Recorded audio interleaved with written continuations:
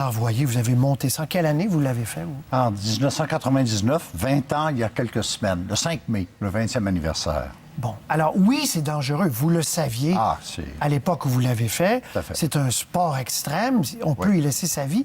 Mais à ce point-là, autant de morts, qu'est-ce qui se passe?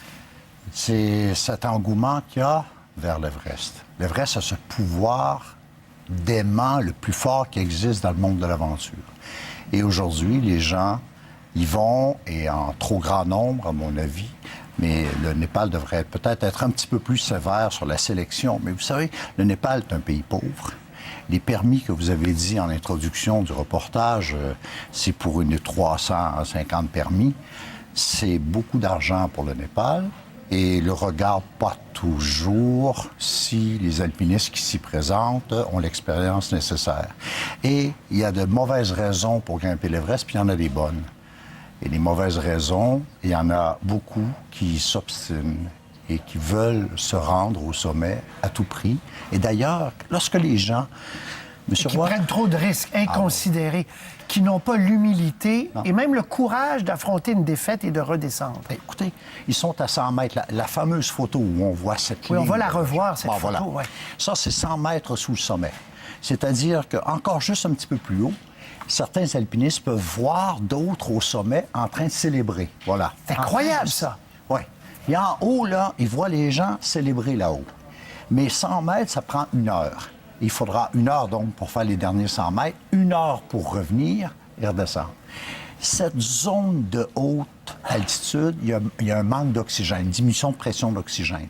On l'appelle la zone de la mort. Vous le faites en bouteille, là. Vous avez de l'oxygène. Ça donne un apport très peu. Après, je vais vous l'expliquer autrement. Vous êtes installé dans un salle de couchage à 8500 mètres, puis je prends soin de vous. Ouais. Vous n'avez pas soif, vous n'avez pas froid, vous n'avez pas faim. Tout va bien. 3-4 jours, vous êtes mort. Parce qu'il n'y a pas assez d'oxygène à ces altitudes-là pour survivre. Le corps n'a pas aucun moyen. Dites-moi pas, là, c'est un athlète, il joue pour l'impact, ça n'a rien à voir. Le corps humain n'a pas la capacité de s'adapter à ces altitudes-là. Quand il y a beaucoup de monde, comme sur la photo, le temps de monter est trop long. Trop long. Donc, les gens meurent, puis on me dit, mais est-ce qu'il y a eu une avalanche? Il ne peut pas avoir d'avalanche, vous êtes au sommet. Il ne peut pas tomber de la neige de plus haut. Et ils sont tombés dans le vide, non? Ils sont morts comment? Mais ils sont morts d'épuisement, de ne plus être capables. Ils décèdent après avoir atteint le sommet quelquefois. Donc, il y a vraiment une congestion. Ben là, cette année, puis au camp de base, on leur a annoncé que la mousson, parce que vous l'avez dit en entrée de jeu, qu'on ne peut pas grimper l'Everest n'importe quand. Il y a une période, c'est comme le temps des sucres. Il y a une période au printemps, puis il y en a une autre l'automne. Donc, on leur a annoncé aux alpinistes que la mousson devrait être devancée cette année, 15 jours plus tôt. Là, ils se sont dit, on part, on essaie. On essaie. Oui, parce que la fenêtre de temps se rétrécit. Alors, il y a de plus en plus de monde, ce qui fait une congestion. Parce qu'on pourrait croire, par ailleurs, que les équipements sont meilleurs, les tentes sont meilleures, les vêtements, les bouteilles d'oxygène. Ça, vous dites, c'est pas grand-chose. Monsieur Roy, je voyais en introduction une photo d'Edmond Hillary. J'ai eu le privilège et l'honneur de le rencontrer à quelques reprises, de prendre le thé chez lui en Nouvelle-Zélande. Il m'avait dit... Tu sais, Bernard, même si tu mets des hauts-clés, des Gore-Tex, si tu tombes dans une crevasse de 300 mètres, là, c'est pas ton petit Gore-Tex qui va te sauver la vie. Donc, il y a une partie inhérente de danger à l'Everest qui restera toujours. Mais il y a cette attraction de certains de dire « je veux me rendre sur le toit du monde ». Et aussi, c'est devenu assez commercial. Les entreprises, les banques, peu importe, les entreprises ont dit « il y a la grande banderole dans la hall d'entrée ».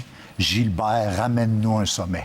Il y a une grande pression de la part de commanditaires ou de fondations. Je veux grimper l'Everest pour un enfant malade. Mais là, il faut que j'y aille, il faut que j'arrive, il faut que je réussisse, Trop de pression comme ça. Trop de pression. Alors que c'est l'exception de se rendre au sommet, en principe. Là. C'est l'exception. Et quand je vois tant de monde, là, nous étions 9 au sommet. 9, pas 200. Jamais je n'irai dans ces conditions-là.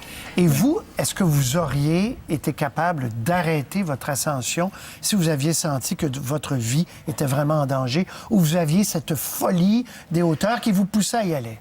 Écoutez, j'aurais retourné parce que l'Everest Il sera toujours même l'an prochain et dans 2 ans.